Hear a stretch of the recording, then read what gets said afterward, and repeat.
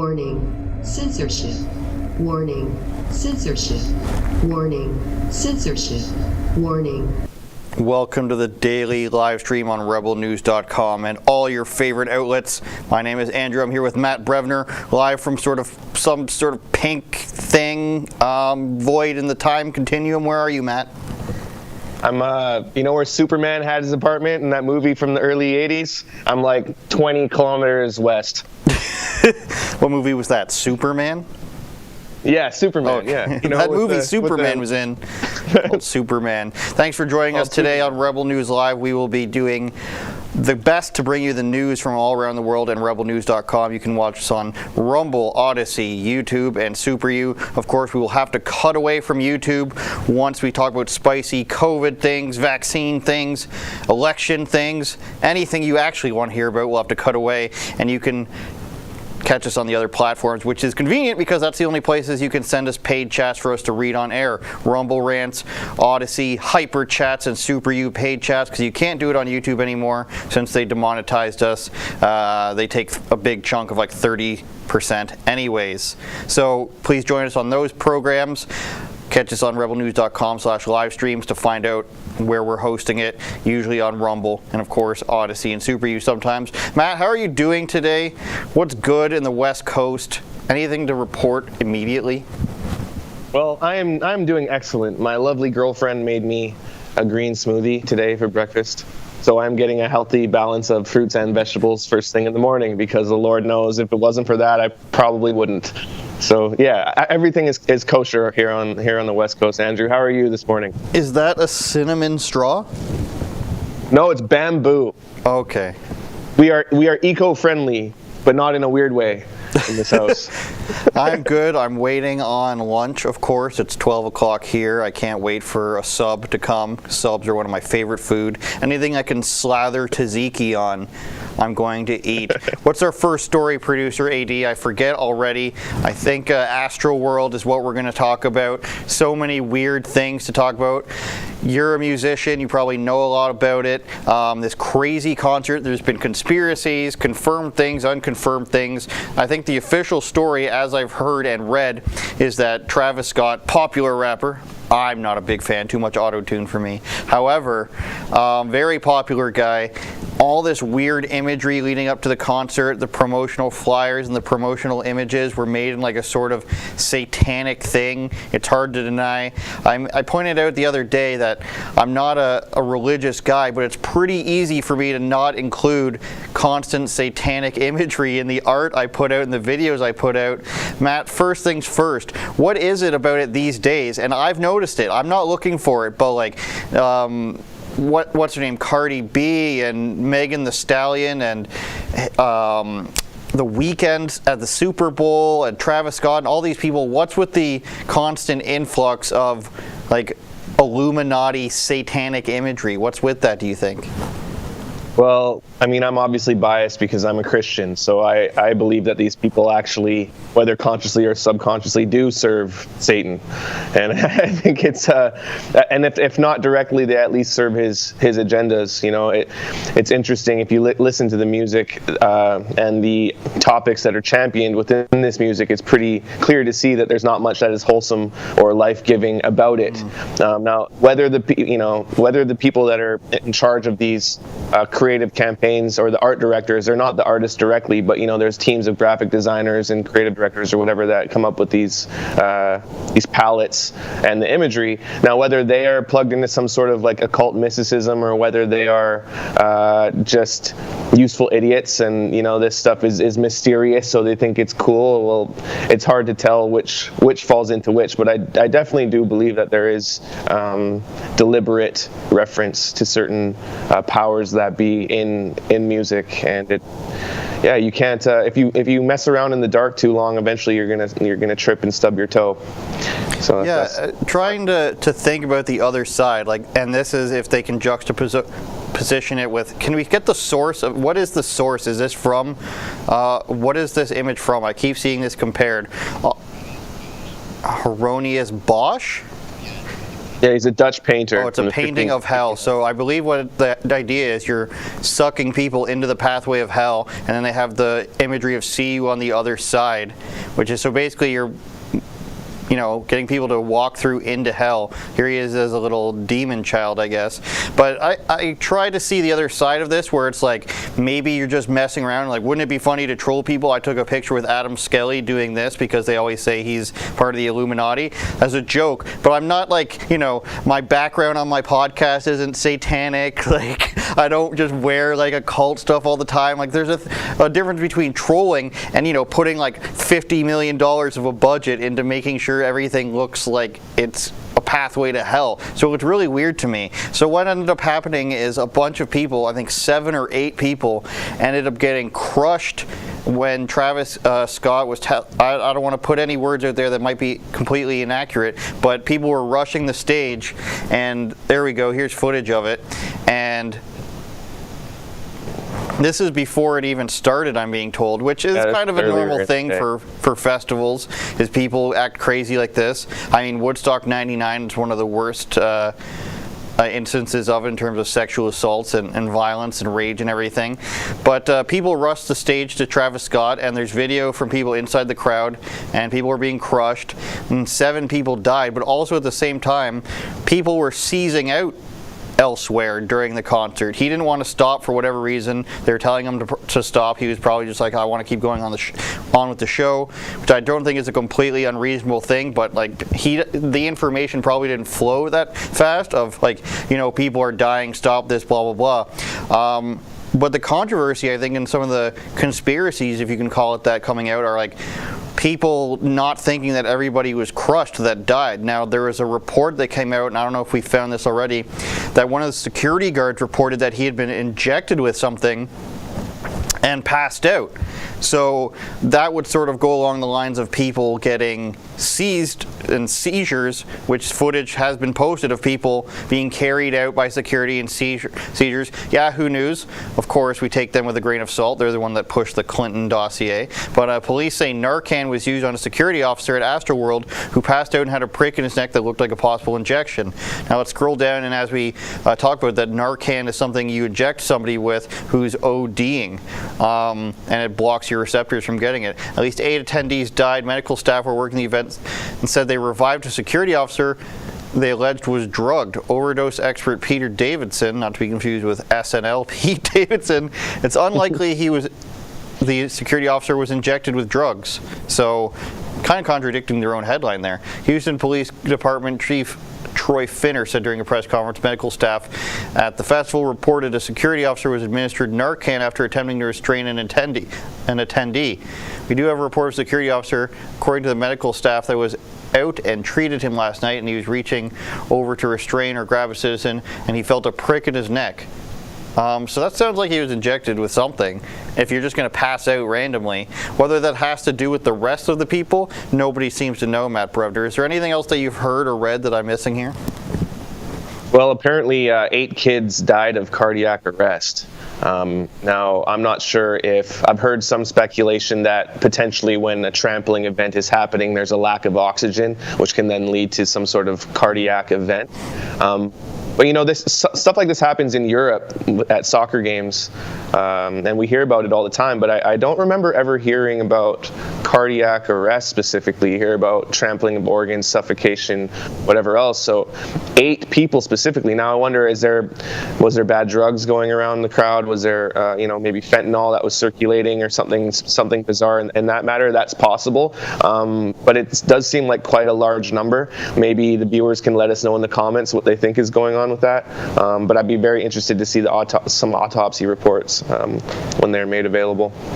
Now I'm told we have footage of a woman trying to tell people to stop. I'm wondering if this is the one I saw. Oh, this is heartbreaking. This is just heartbreaking. Oh, is this the one he's telling her to get off the stage? Yeah. Do we have sound for this? This is when the girl climbed the television tower to try to get them to stop the show because someone was dying. We're being crushed by the crowd. And tonight, 18-year-old Aiden Cruz is sharing his experience with us about how close he himself came to death. I know he kicked somebody else off the stage. That was a different concert, actually. I know there's footage of somebody coming out on stage and talking to him, and I assume, I don't know for sure, that it's telling him to stop the show, and he doesn't. But again, the weird imagery is what everybody's talking about, of course. A lot more people on the right wing than the left wing. I guess the left wing media sources are sort of like jaded by 8 people dying at a concert, even though like something else happens that's politically relevant for them, and that's a big deal. They don't really care about different instances of death, in my opinion, unless it politically benefits them. But while people are out there allegedly dying, you've got these huge eyeballs on the screen behind Travis Scott. You've got like the hands bringing people into hell because it's the mouth or the portal to hell. It's really creepy stuff, and you know, you set some weird music to that and it seems extra creepy. What do we have there, producer? Okay, we have a guest testimony from one of the concert attendees. We can play that.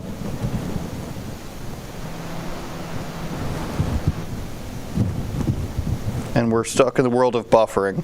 Again, 2021, and things are still buffering. Matt, has there been any weird, crazy stuff at any concerts or festivals that you've had any accidents, or that you've been a part of? Any accidents, anything that stands out? Honestly, nothing particularly that I can remember. Well, that's good. I played, yeah. Thank God, nothing. You know, other than maybe some fights, some drug stuff, but nothing too out of the normal. This is definitely. We got it loaded. Yeah, let's play that. And I want to ask you about Woodstock '99. It just felt like we was like literally like in fucking hell, bro. Like it felt like we was in a concert in hell. You couldn't breathe, you couldn't see. Like just imagine all the people they gonna find tonight who was in that crowd, who nobody could see, who nobody could hear, who passed out, and everybody was just trampling on top of them the whole fucking concert. Like I'm thinking it's probably gonna be like at least 100 people who dead tonight. Like I kid you not. Like in the VIP section, it was so many bodies laid out. People was getting pulled out who was fainted, and the medics were trying to give them CPR, and they was flipping them over, and like they was literally turning black and blue. Like I never seen death in my fucking life, bro. Just by me alone, it was probably like 10 fucking people laid out dead. And like once the medics tried to help them, they wasn't responding. They moved to the next person. It was nothing they could have do. Like this shit really fucked me up and like really spooked me tonight. Like that was like some demonic shit. Like, and what was so crazy, like people were screaming help, trying to tell Travis Scott. They was like help. The whole crowd was just going like help, help, help, and he just kept going, bro. It was like that shit was scary, bro. It was so demonic, bro. And mind you, y'all see the type of music I make. Y'all see everything, like, you know, like I've been so heavily influenced by Travis, but like after tonight, bro, like God really showed me, like, you know, like stay away from that shit, bro. Like that shit not for you, cause like he sacrificed so many people's lives tonight, like for real. Like so many people's lives are gone tonight because they want to go to a fucking Travis Scott concert and have fun. You know, he influenced people to be raging and all this shit. So many people broke in and it was just chaos, bro. It was a living fucking hell, bro. Imagine seeing all those dead bodies, and that was just by me. Wow, that's insane. I don't know if there's an updated amount of deaths, if there's more than that, or he's just mistaken by people who are also passed out from, you know, getting knocked out or lack of oxygen, or maybe they were ODing at the time. I don't know, but the fact that a guy who's a fan of Travis Scott is standing there and being like, this is demonic, and we're telling him to stop, and he's just continuing. Now, it's hard to blame him, I think, for not being able to hear. Like, I'm sure there's a sea of faces and they're all look like they're saying different things. But if people are coming on stage and telling them to stop, people are coming to the cameraman telling them to stop, and people in the crowd are telling them to stop, maybe take a second and be like, what's going on? Because you see that in festival concerts all the time, or stadium concerts. The musician will stop and be like, stop, you're hurting somebody, or stop pushing that person. There's a famous Dave Grohl one, and even Woodstock '99, as I mentioned, which there's great documentaries on, and I listened to a recap of it on the Chris Jericho podcast from 2 people who worked there. During like the Red Hot Chili Peppers and Limp Bizkit and all these people who performed, they could see what was going on. So while they were having these hyped up performances where terrible things were happening in the crowd, they burned down the tower, women were getting groped and sexually assaulted, they were able to see stuff. And there's parts, if you go back and watch the concert video, they're just like they're just playing their riff in the background while they're trying to figure out what's going on, or should we continue? I don't think there was any of that stuff with Travis Scott, and it sounds like this guy's recanting of the event, or not recanting, but recapping of the event, that he was encouraging this stuff to happen before and during. So it's really weird, and you have to sort of take into perspective other concerts, I think. But how much of this stuff goes unreported? Woodstock 99, is that, yeah, ICP. I mean, hell of a concert, but it is very like of its time, where it's like, we're just going to ignore all the horrible things that happened. Yeah, the HBO documentary kind of makes it like a white rage thing from what I've heard, which is obviously ridiculous and stupid. But the bad things did happen. They did run out of water. They did burst the water mains. They did set fire to things. They did attack security guards. Women were raped and such. And people were drugged. And everything bad that could happen at this 3 days of hell could happen, but it took like just a couple hours at a Travis Scott concert, I don't know how long his set was, to do almost the equivalent, minus the property damage. Maybe there was, I don't know. Any final remarks on this, Matt, before we move on? Well, I hope that this maybe opens people's eyes up to not only situations that they're putting themselves in, but also the type of entertainment or media or influence that we're taking in, and how that's influencing our decision making and how we're seeing the world. And maybe this will wake people up to some of the messaging and the intention behind the things that have such massive budgets, as you said, for us to consume. There's obviously more to this story. So I'll leave it. Leave it at that. What's our next YouTube safe topic there, producer team? We've got great producers. Producer Andrew, we are not related, and producer Olivia, also not related to me, even though we have different names. Sure, let's talk about Kyle Rittenhouse and really polarize everybody. The problem with this, Matt, is Kyle Rittenhouse is one of these stories that people act like they know everything about, and they clearly don't. Like, if you watch the footage, I think it's pretty clear. The court case has been pretty clear. The guy, one of the guys he shot, admitted to pulling a gun on him after he was chasing him down. Now, when this happened at the time, Matt, I watched the videos. You know, why is he there? That's a good question. He said he wanted to defend property. But people are chasing him down the road saying, kill him, get him. He trips, guy comes up, he shoots him, guy comes up with a gun, he shoots him as well. Like, they're trying to attack him, they're shouting, kill him. After the fact, somebody posts, the guy's friend posts on Facebook, one of the people he shot posts on Facebook, he wishes that he had emptied a whole round into him, he wishes that he had killed the kid. So there's all this prevailing evidence that seems to point to the fact that, you know, Kyle Rittenhouse was acting in self-defense, and we're going to wait for the verdict. I know he's on the stand having a bit of a panic attack today, keeping in mind he's a teenager who's involved in this stuff. And you just look at the Twitter comments, and it's just horrible. Now, I'm not going to go on there and be like, Kyle Rittenhouse is the greatest person to ever live, and, you know, he was doing the greatest thing ever by going and involving himself in this situation. But on the other side, he's a terrible person, he's a neo-Nazi, he's a white supremacist, he killed innocent people. One of the people he shot was a sex offender, if I'm not mistaken, which I'm pretty sure we rank as of the lower tier of society. What's your take on all of this, Matt? Have you been following it? Yeah, it's the thing about Kyle Rittenhouse is he's on the front line of a culture war. And, you know, the story broke. It was obviously global news, and the narrative was set before he saw any day in court. So, you know, in the court of public opinion, he's already been labeled as a murderous, racist, neo-Nazi, XYZ, Trump supporter, whatever you want to call him. So it's difficult to dig himself out of that hole, even if he is innocent, which it sounds like, at least in the case with that Gage fellow who pulled the gun on him, it was legitimate self-defense. So the question is, if that is the case, and if he is acquitted of these charges, what are the social implications of that? How do we react culturally to that? Will there be more riots? Will there be more violence? That's really concerning, and I'm sure these, you know, the prosecutors and the lawyers and the judges are considering this when they're approaching this case. So I'm at the edge of my seat. What I mentioned earlier about people caring about different cases, we've got a teenager who was chased by other people wielding weapons trying to attack him, other people shouting to get him. He's already been shot at. He acts, in my opinion, in self-defense. International story, neo-Nazi, white supremacist, they're calling him. Travis Scott allegedly egging on people to continue crushing people. 7 or 8 people die.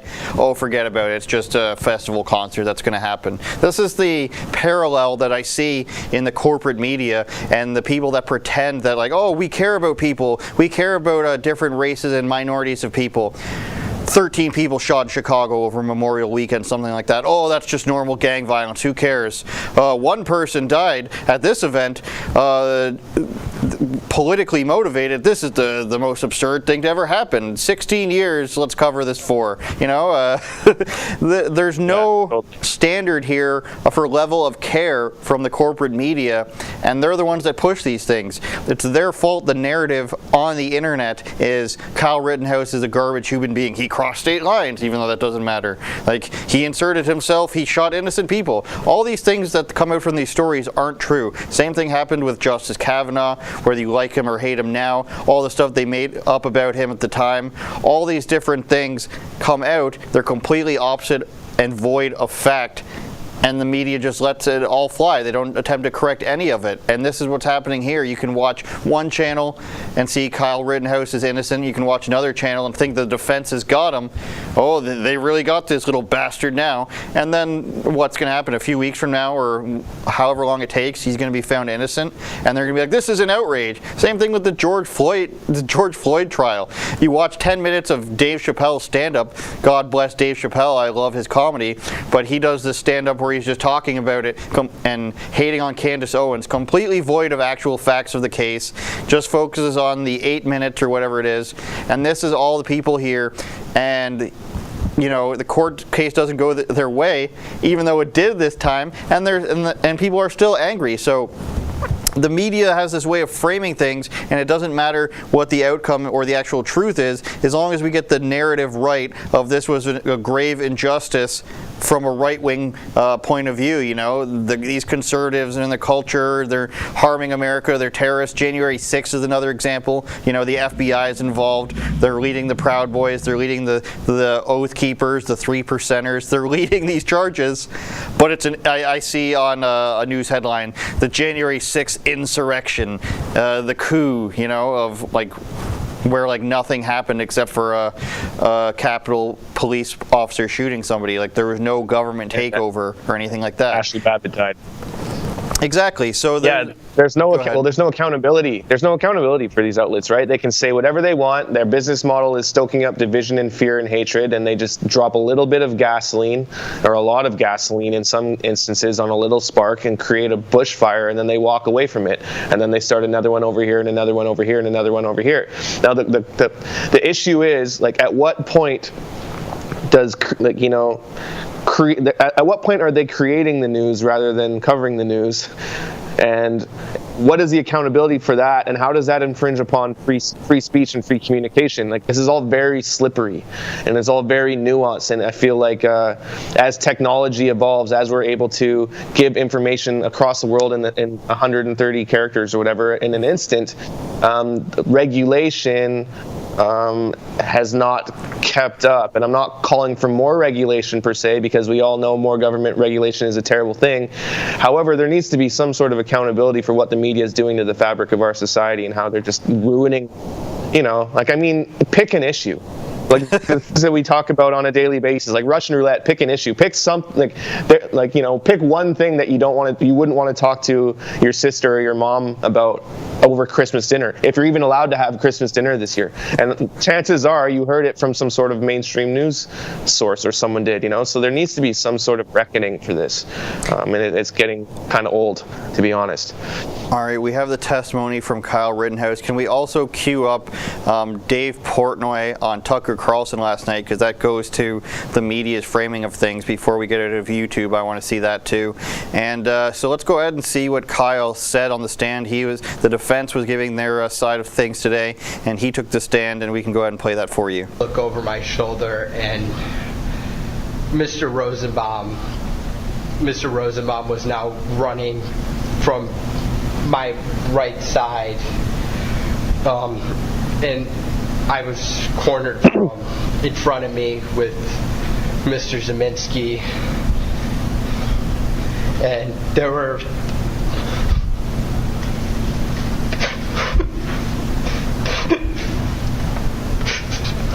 three people right there.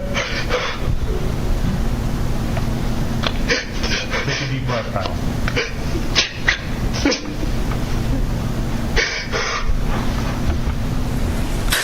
That's what I.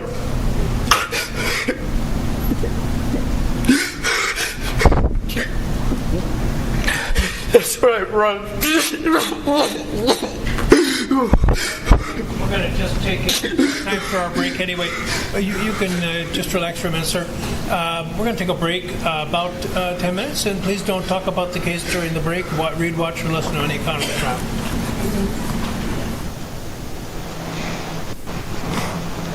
Now, I saw somebody on Twitter, Michael Tracy, I think it was, who's, can go either way on him sometimes, saying that he thought this was a fake cry.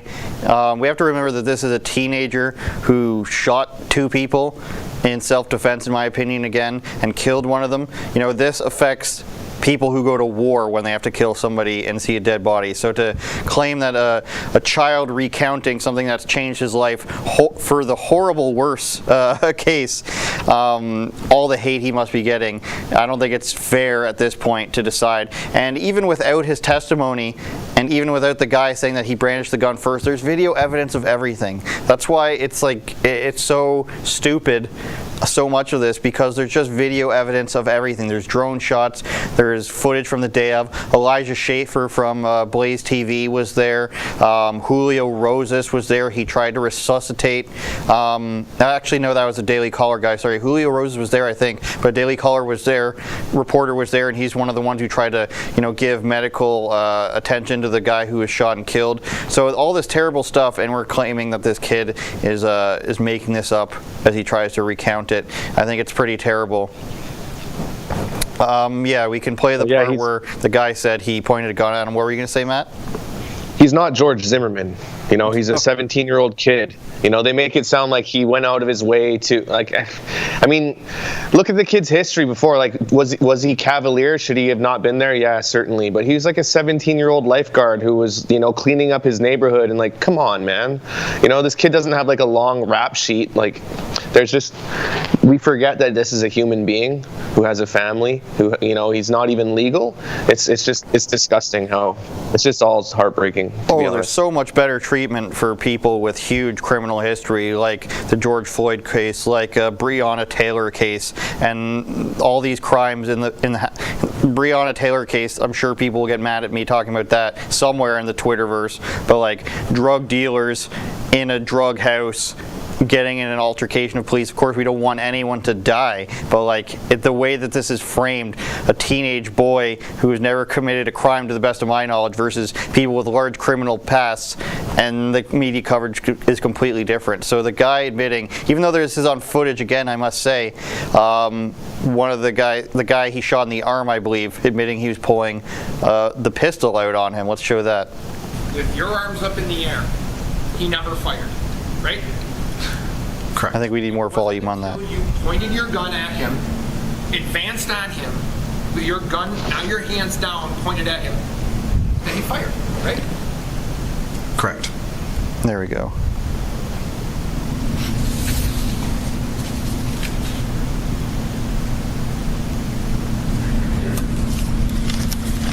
Yeah, so that's after the moment he said that he...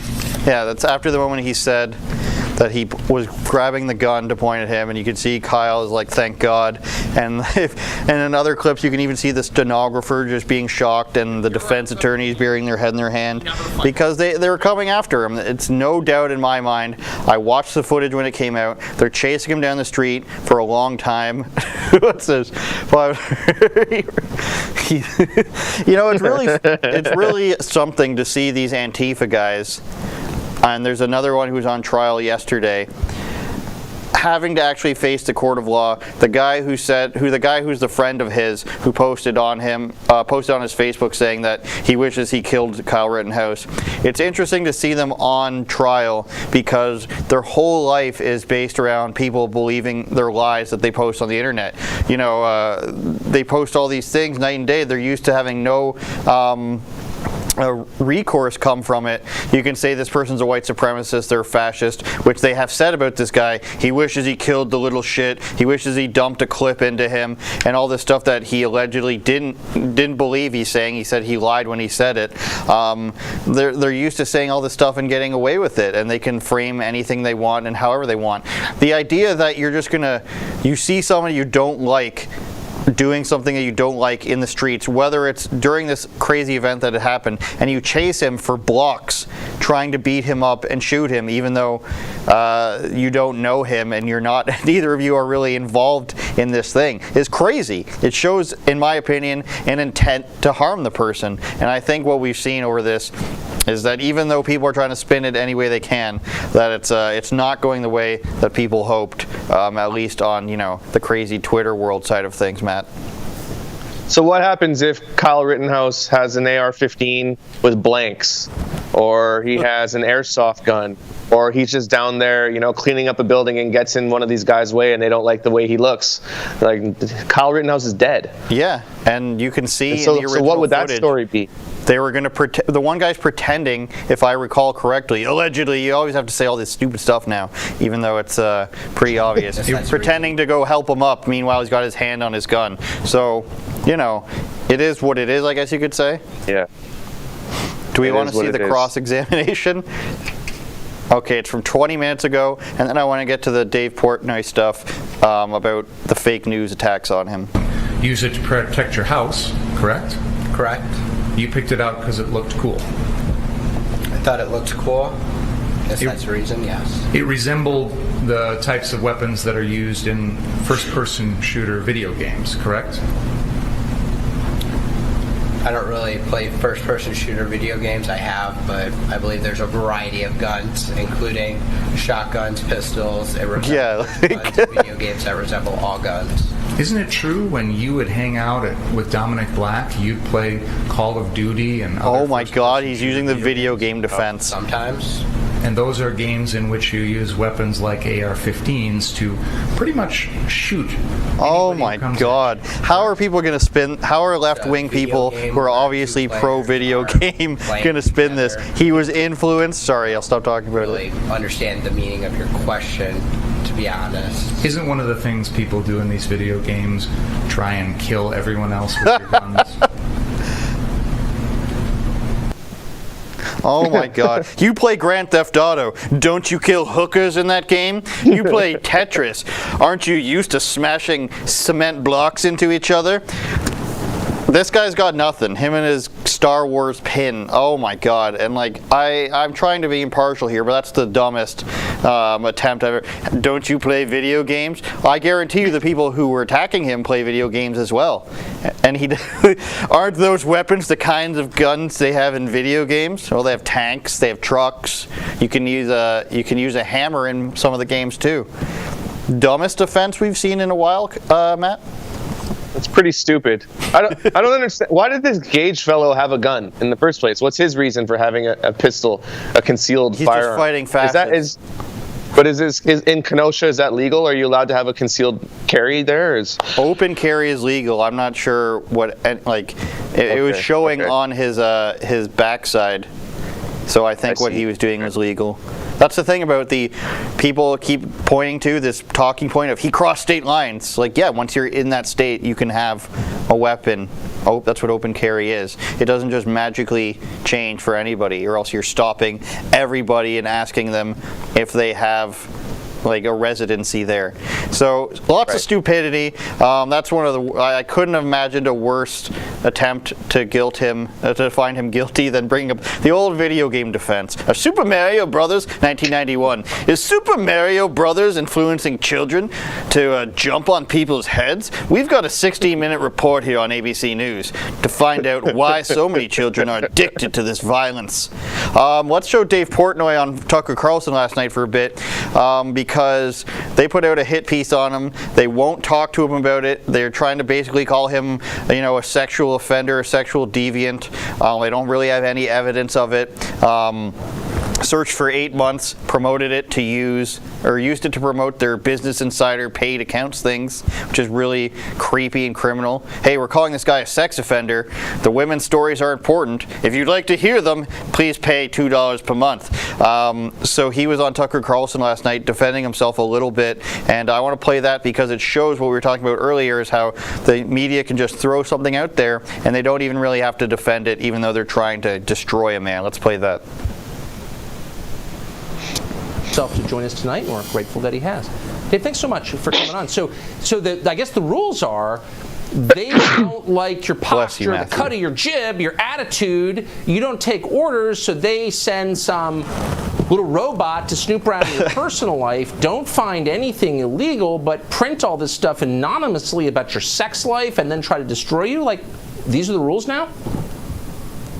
Seems at 8 months. So I've heard about this article, this hit piece that they had in the works for 8 months. I'm talking everybody that was attached to me on social media, people I didn't even know, people who talked about me, every single person attached to me. This reporter reached out and basically had leading questions. Hey, any dirt on Dave Portnoy, anything bad to find? They found virtually nothing. 2 examples, I'd argue, both which I've unequivocally provided proof that they're not telling the truth. Beyond that, not only me, there's one instance, there's an actual police report that reads like it's from The Onion. I'm basically accused of going to a local cookie shop with a different girl every few days. So that is the gist of it. How they are allowed to publish this, and they couch it in a very, I guess smart for them. They never accuse me of anything. They just lead you to water and want you to drink with sensationalistic headlines that if I read about myself, not knowing me, like, ooh, this is a bad guy. If you dig into it, there's absolutely nothing there. They reach out to our advertisers, as you say,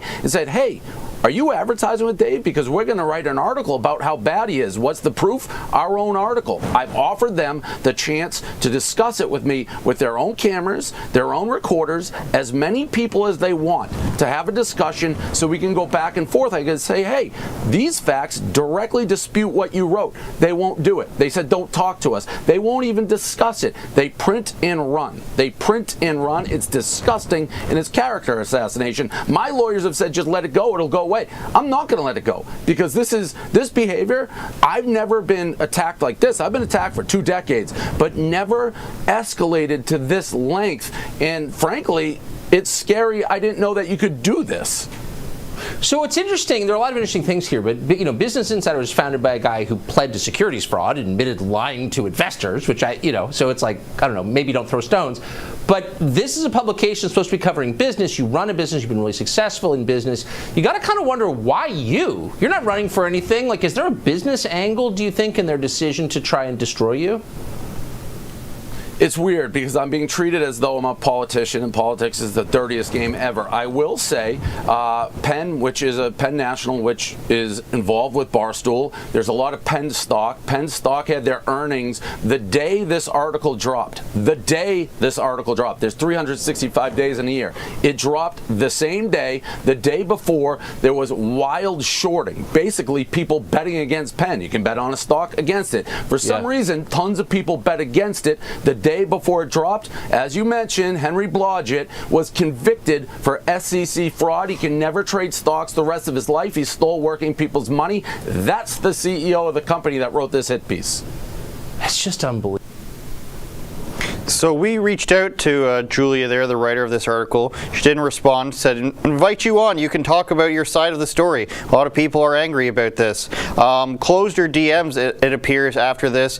You can just write an article. You can spend 8 to 12 months trying to find a story on a guy, lying to the people you're talking to. We've seen the messages she sent to people where it said, oh, it's just a general article about the business. The facts will lead wherever they are. They spent so much time and money on this, and now they have to put it out and promote their website because it's a dead story and they've probably wasted all this money on it. She doesn't care. They obviously don't care about the alleged victims because they put it behind a paywall so nobody can just view the story and see what allegedly the horrible things are that Dave Portnoy has done. It's completely cowardly. It's somebody trying to make a name for himself. It's Business Insider trying to get subscribers. It's not working. It's pathetic. And I hope that somebody at this business, this publication as they call it, starts to see what they're doing there and maybe they change their ways, because this isn't it, fam. What you're doing here, it's weak, it's pathetic. And you know, just because you don't like the cut of Dave Portnoy's jib, you don't like Barstool, you don't like Tommy Smokes over there, doesn't mean you should just try to completely tear them down with disgusting stuff like this. What do you think, Matt? You covered it. Yeah, mic drop. Like I don't really know what else to say, man. You nailed it. It seems unfortunate that this is journalism in 2021.